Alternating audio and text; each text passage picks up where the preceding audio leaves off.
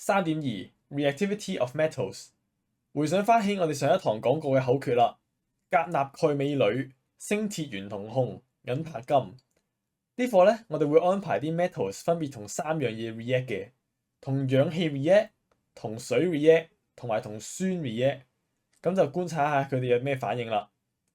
結果就好似呢張表咁樣啦，我哋可以留意到一個趨勢嘅，就係 reactivity 越高嘅 metal，佢進行嘅反應咧就會越激烈。例如 with oxygen 呢一排，最 reactive 嘅 potassium 除咗燒淨個 powder 之外，仲會變埋個火嘅顏色啦。中間冇咁 reactive 嘅 zinc 就只係燒淨個 powder 啫。到最底嘅金咧係 no observable change 嘅。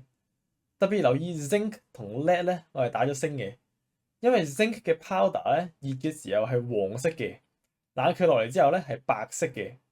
而 lead 嘅 powder 咧就係熱嘅時候係橙色嘅，凍翻落嚟嘅時候咧係黃色嘅。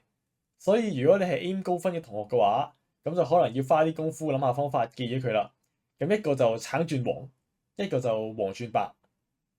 其次就係同水 react 啦，咁都係一樣嘅。最 reactive 嘅 potassium react 得好激啦，又着火又冇氣泡。到中間嘅 zinc 嘅時候咧就 form powder 同埋冇氣泡啦。再到最底嘅時候就 no observable change 啦。X 都係啦，上面 react 得最勁，而漸漸地越向下就越少反應。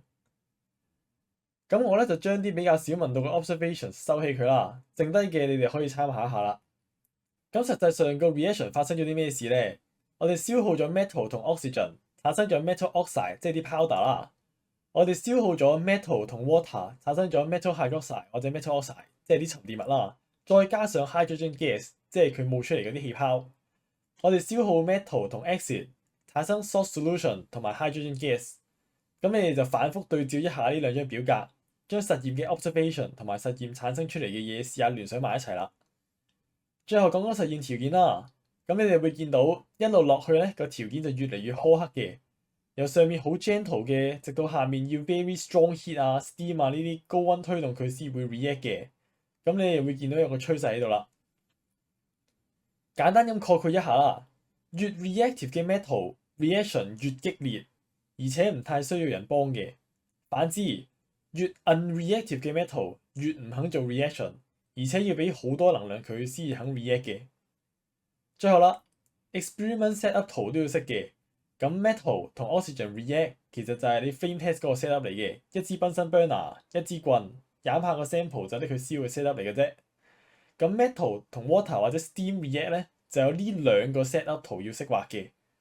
最後 metal 同 acid react 就冇咩特別嘅，都係一嚿 metal 掉去個 acid 度嘅啫。